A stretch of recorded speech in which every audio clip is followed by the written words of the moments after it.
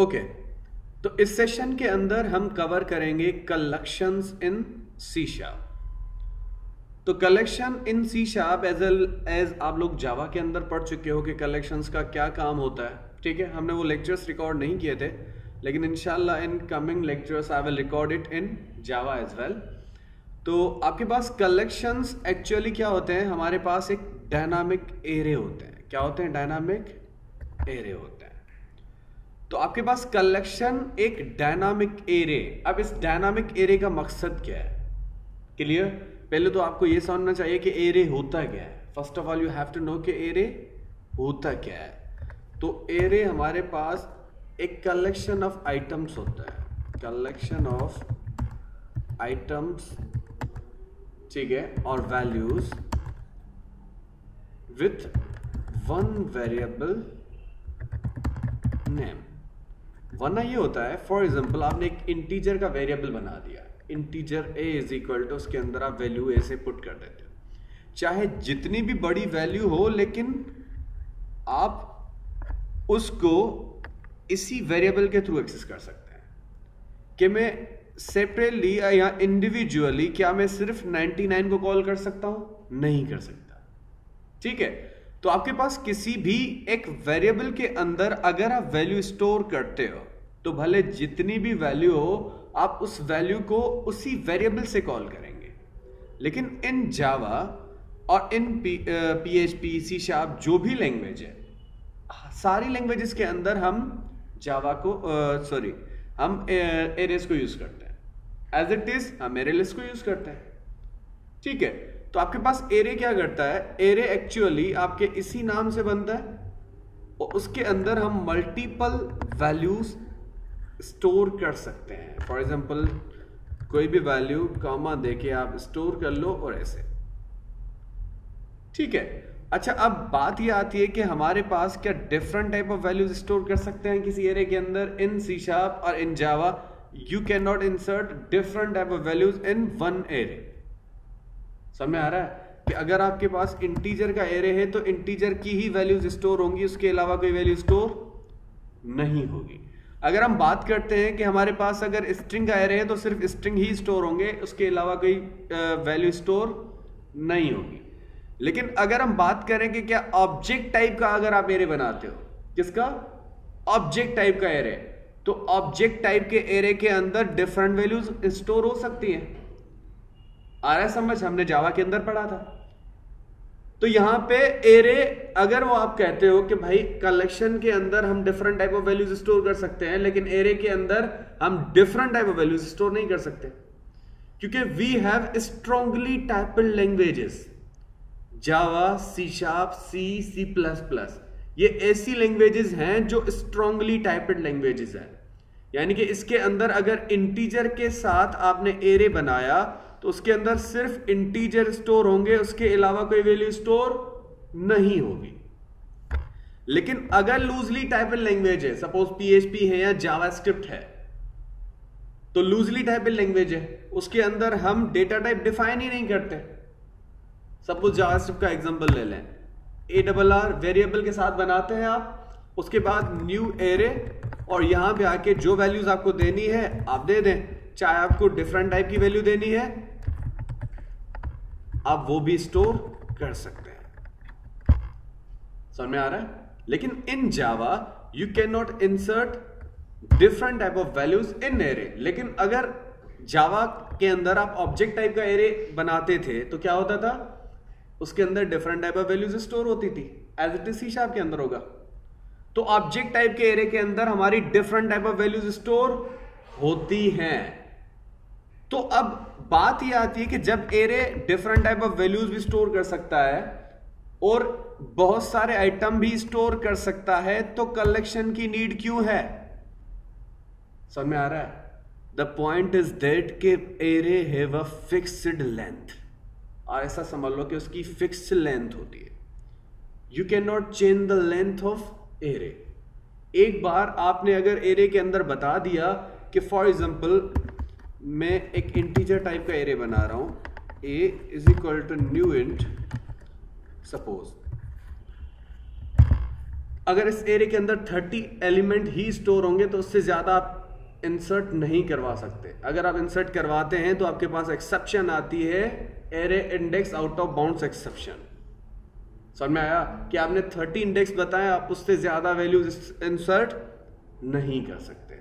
As it is in C sharp आपके array की length क्या होती है, फिक्स होती है। समझ में आ रहा है? अब एरे आपको समझ में आ गया। अब कलेक्शन की बात करते हैं। तो एरे आपके पास पता है कि हमारे पास वैल्यूज स्टोर करता है, लेकिन हम क्या एरे के अंदर कहीं पे भी मिडिल में वैल्यू स्टोर कर सकते हैं? नहीं कर सकते।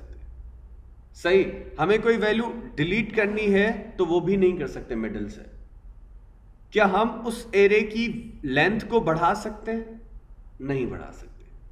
चलें एक बात करते हैं। इन सी और C++ जो आपकी ट्रेडिशनल लैंग्वेजेस थी, जो आप पहले पढ़ चुके हैं, स्ट्रक्चर बेस्ड और प्रोसीजर बेस्ड, तो इनके अंदर Java you have learned that array is fixed length.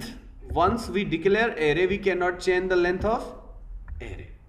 एक बार आप इन तीनों लैंग्वेजेस या इसके अलावा भी जो लैंग्वेजेस हैं, इनके अंदर अगर आप एरे बनाते हो तो उसकी लेंथ फिक्स होती है। लेंथ क्या होती है? फिक्स होती है। You can not change the length of array.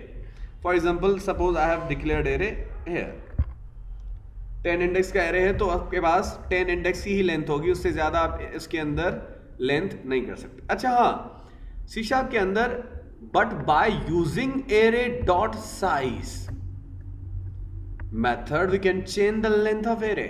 अब यहां पे देखिएगा यहां पे क्या आ रहा है कि हमारे पास एरे की लेंथ हमारे पास क्या है, चेंज नहीं होती, लेकिन एरे डॉट साइज मेथड से आप एरे की लेंथ चेंज भी कर सकते हो। एरे की लेंथ चेंज भी कर सकते हो। अब पॉइंट ये आती है कि अगर चेंज करते हैं तो कैसे करते हैं। मैं यहां पे आता हूं, ये देखें, आपके पास जो भी एरे है, ठीक है, उसके बाद रेफरेंस देके आप उसको रिसाइज कर सकते हैं। फॉर एग्जांपल मैं यहां पे आता हूं, I have to declare array, ठीक है, इंटीजर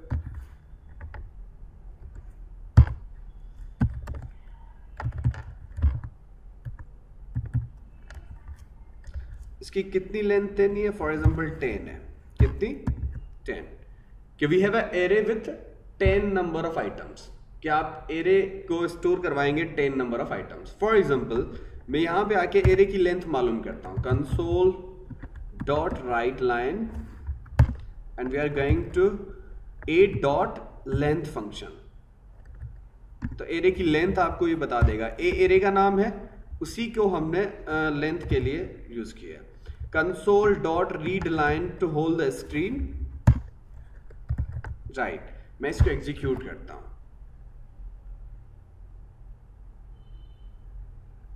ठीक है, तो एग्जीक्यूट हो रहा है।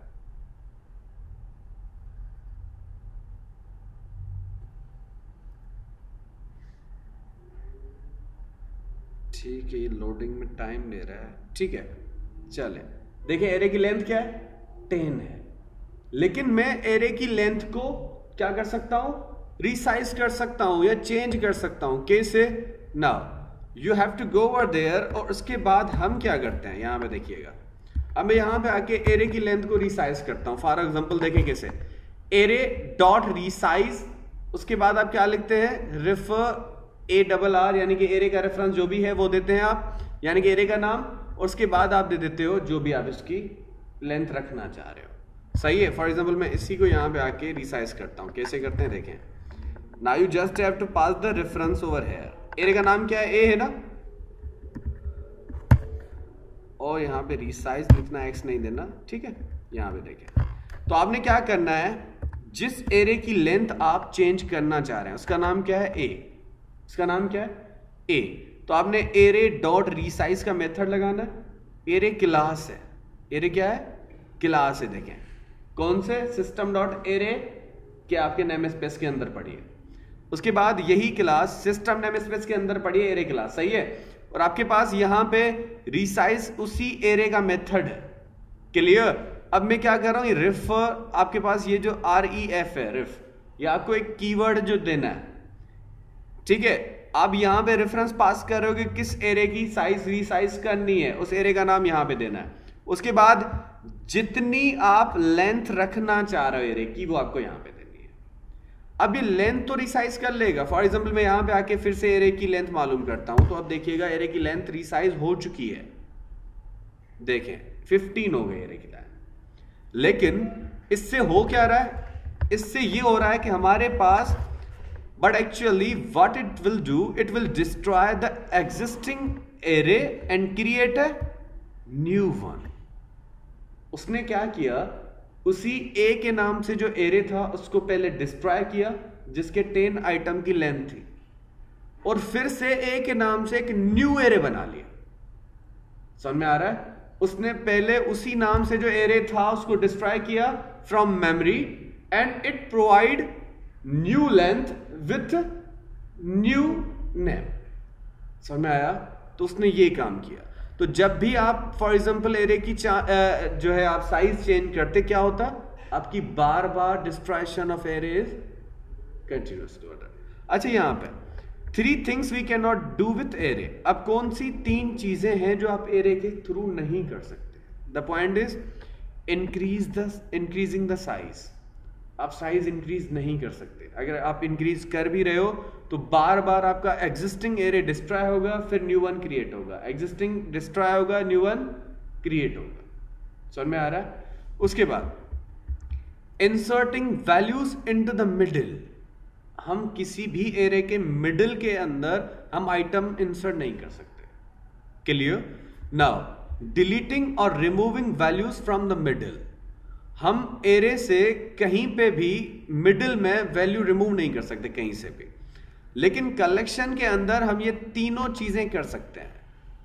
इसीलिए हम कलेक्शन को डायनामिक एरे कहते हैं। हम अपने कलेक्शन के अंदर इंक्रीज कर सकते हैं साइज, उसके अलावा इंसर्ट कर सकते हैं कोई भी वैल्यू मिडिल के अंदर, कोई भी वैल्यू डिलीट कर सकते हैं कहीं से भी, मिडिल में, लास्ट में, एंड में, जहां से आप चाहें डिलीट कर सकते हैं। क्लियर? उसके बाद कलेक्शंस कब आई थी? The collections came in .NET 1.0। तो .NET 1.0 वर्जन के अंदर आपके पास कलेक्शन इंट्रोड्यूस हुई थी। उसके बाद कॉल्ड नॉन जेनरिक कलेक्शंस, यानी कि जब कलेक्शन 1.0 .NET के अंदर आई थी, या .NET का जो वर्जन था 1.0, उसके अंदर जब नॉन जेनरिक कलेक्शंस आई, इसी कलेक्शंस को नॉन जेनरिक कलेक्शन कहते हैं। क्या कहते हैं?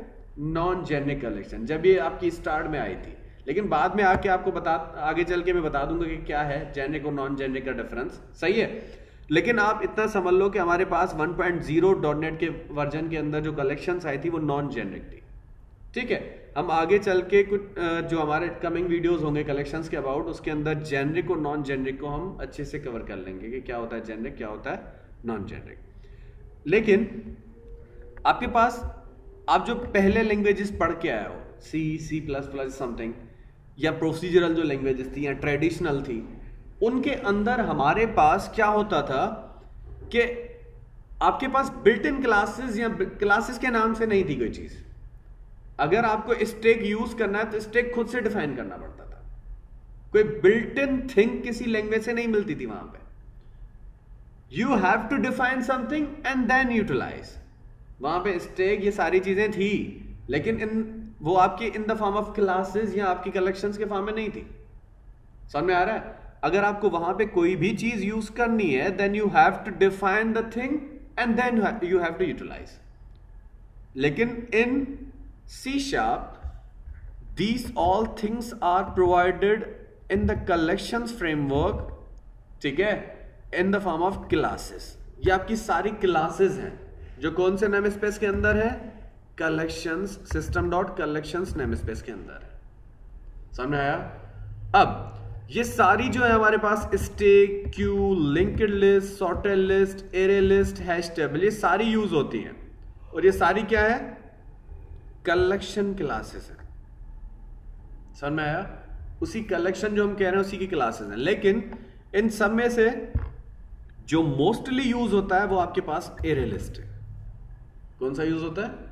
एरे लिस्ट है। फॉर एग्जांपल आप किसी शॉप पे जा रहे हो, ब्रांड एक ही है, लेकिन कोई ऐसी चीज होती है जिसके कलर के वजह से या किसी ऐसी कलर की वजह से, फॉर एग्जांपल आप टी शर्ट वगैरह लेने जा रहे हो, तो ब्रांड फॉर एग्जांपल एक ही है, लेकिन उसी ब्रांड की आपको जो कलर बेहतर लगता है वो आप बेहतर से बेहतर यूज करते हो, या बेहतर से बेहतर वो चीज बिक रही होती है।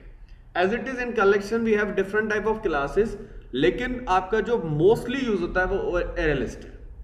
यानी कि जब भी हमें डेटाबेस से डेटा रिट्रीव करना होता है, हम एरे लिस्ट को मोस्टली यूज करते हैं। समझ में आ रहा है? या हमें जब भी डेटा डिलीट करना होता है, क्योंकि भाई देखिए कल को आप एक सॉफ्टवेयर बनाते हो, उसके अंदर डिलीशन, अपडेशन, इंसर्शन होती रहती है ना? तो we have to use collection, we don't have to use array. समझ में आ रहा है? ताकि आपकी जब भी कोई चीज डायनामिकली इंसर्ट हो तो बेहतर होगा ना। कल को हमारे रिकॉर्ड बढ़ सकते हैं, कम हो सकते हैं, कहीं से हम डिलीट कर सकते हैं, कहीं से हम अपडेट कर सकते हैं।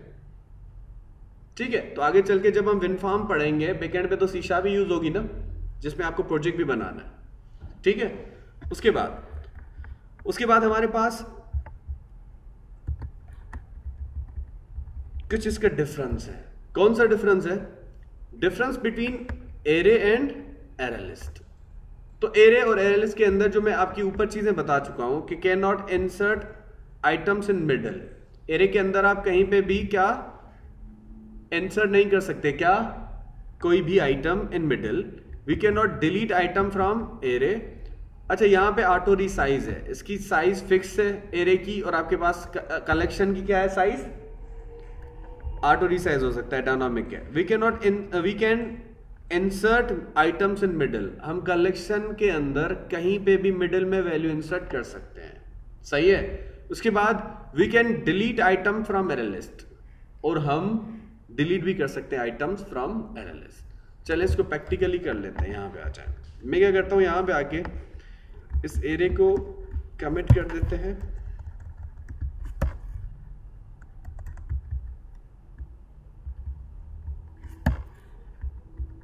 ठीक है भाई, यह हटा ही देते हैं, हमारे काम की नहीं है। सही है। ओके, उसके बाद यहां पे आके एक array list AL is equal to new array list, right. और अभी तक आपने इसको इंपोर्ट नहीं किया, तो कंट्रोल प्लस डॉट, क्या कंट्रोल प्लस डॉट की शॉर्टकट की लगाएंगे तो आपको बोल देगा कि इस क्लास के लिए कौन सी नेम स्पेस आपको इंपोर्ट करनी है, वो उसकी हिंट दे देगा। सही है। कंट्रोल प्लस डॉट लगा दें अपने कीबोर्ड से तो आपकी वो नेम स्पेस आ जाएगी। इस पे क्लिक कर दें, ऑटोमेटिक इंपोर्ट कर लेगा। ऊपर देख लें आपके पास सिस्टम डॉट कलेक्शंस और ये सारी चीजें इंपोर्ट हो चुकी हैं, लेकिन ये कलेक्शंस की हम अभी यूज कर रहे हैं। We are using this name space, ये यूज नहीं कर रहे हैं हम। We are not using this time. अभी हम ये डॉट जेनरिक की जो है ना हमारे पास इंपोर्ट की हुई है जो है नेम स्पेस, ये यूज नहीं कर रहे। हमारे जो क्लासेस है ना वो इसी से हैं। अभी हम कौन सी नेम स्पेस यूज कर रहे हैं, सिस्टम डॉट कलेक्शंस। समझ में आ रहा है? ये जेनरिक आगे चल के हम यूज कर लेंगे, क्योंकि अभी हमने जेनरिक की क्लास यूज नहीं की। हम पढ़ रहे हैं नॉन जेनरिक कलेक्शन। कौन सी? Non generic collection. अगर आप इसको रिमूव भी कर दें तो कोई फर्क नहीं पड़ता। ये जो है ना हमारे पास, इसको हटा भी दें तो कोई इशू नहीं है। ठीक है, आगे चल के जब इसका यूज होगा तो हम यूज कर लेंगे, राइट। उसके बाद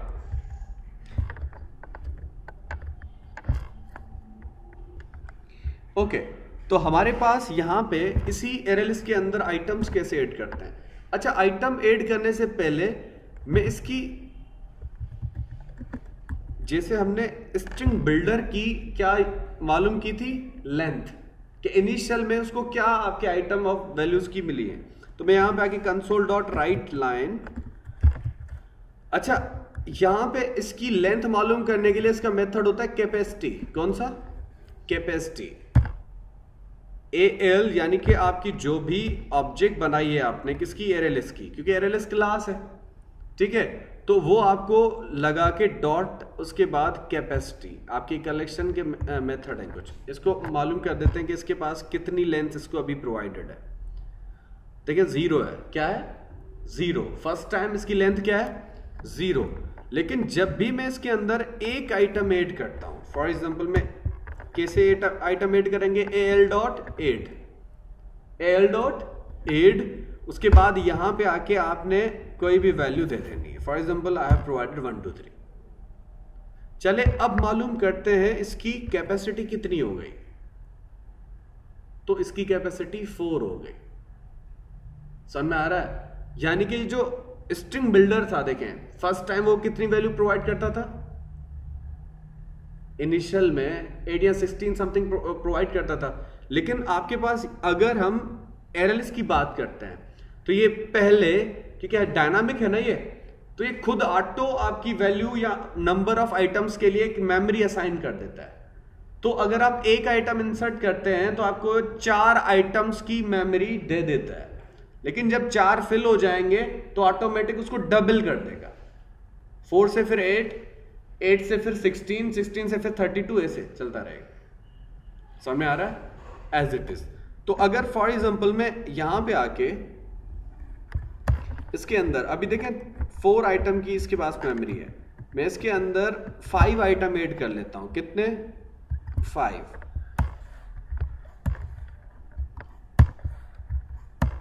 ठीक है, अब इसकी मेमोरी या कैपेसिटी मालूम करते हैं। तो देखें इसकी कैपेसिटी क्या हो गई है, 8 हो गई है, क्योंकि उसकी आपकी पहली जो इनिशियल लेंथ थी जो उसने नंबर ऑफ आइटम्स के लिए दी थी वो 4 थी।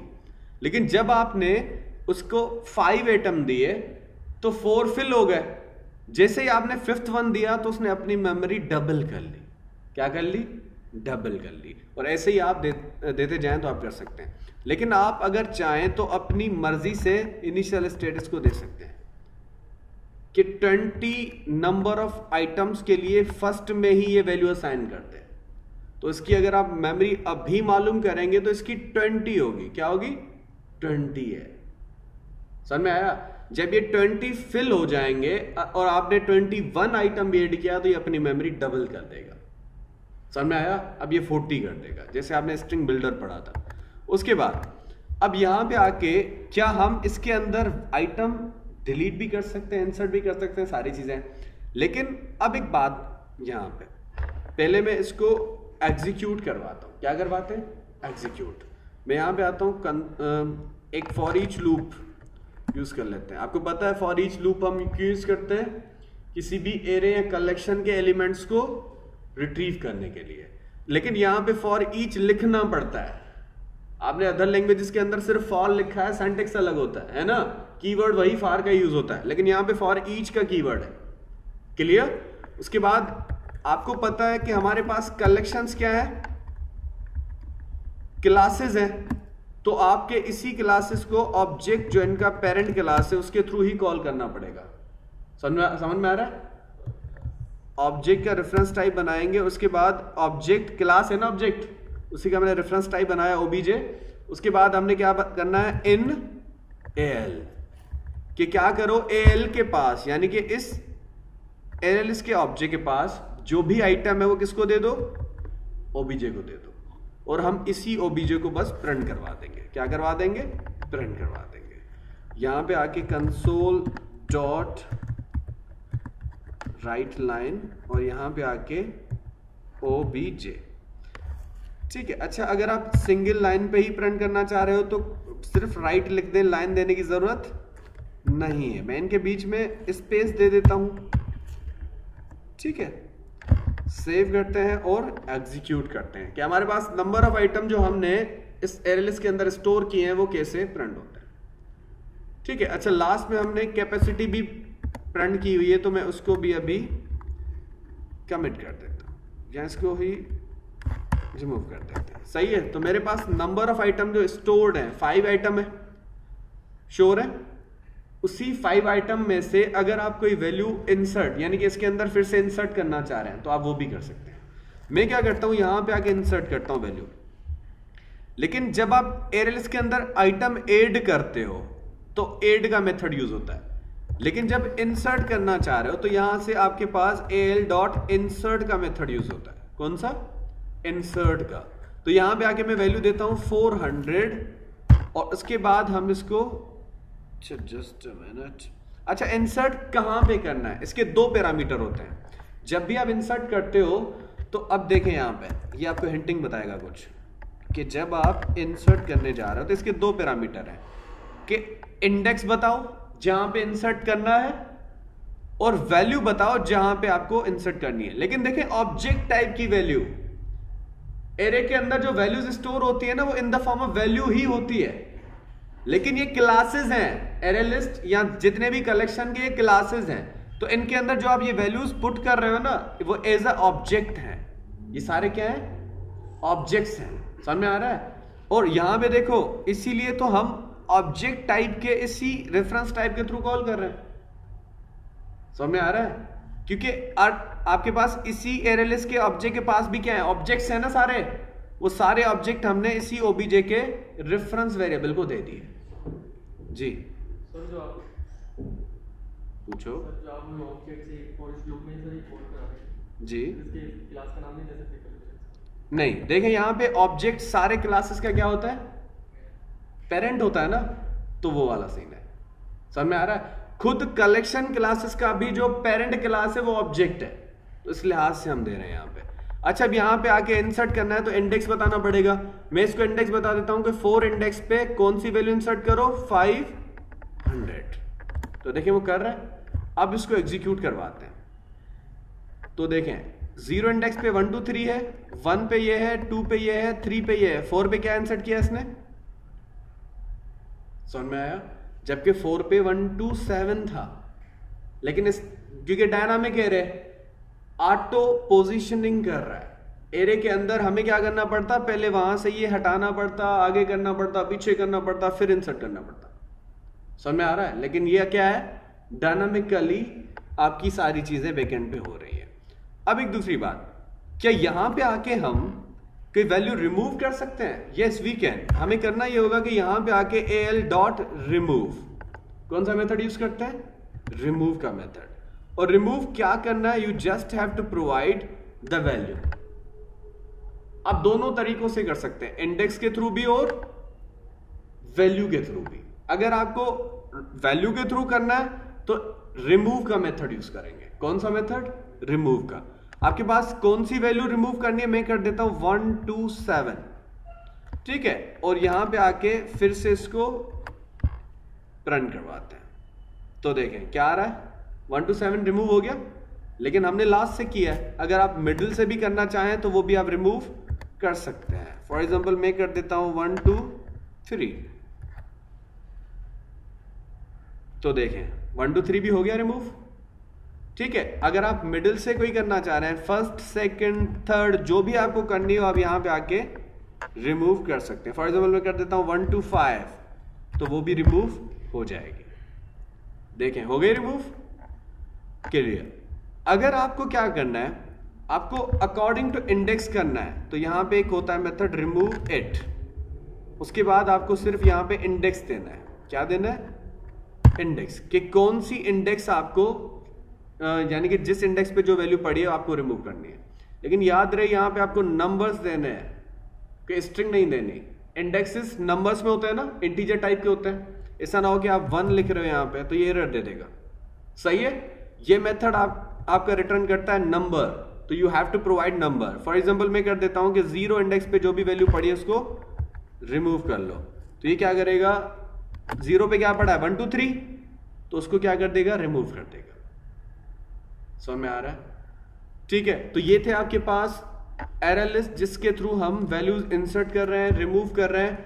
और अगर आप चाहें तो, और रीसाइज का तो आपको पता है ये डायनामिक एरे है, तो आपकी सारी चीजें खुद ही कर रहा है, क्लियर है। तो ये थे आपके पास कलेक्शंस, और आज हमने एरे लिस्ट को कवर कर लिया है। और इंशाल्लाह नेक्स्ट लेक्चर्स के अंदर हम कवर करेंगे हैश टेबल और हमारे पास जितने भी रिमेनिंग क्लासेस हैं कलेक्शन के, ठीक है।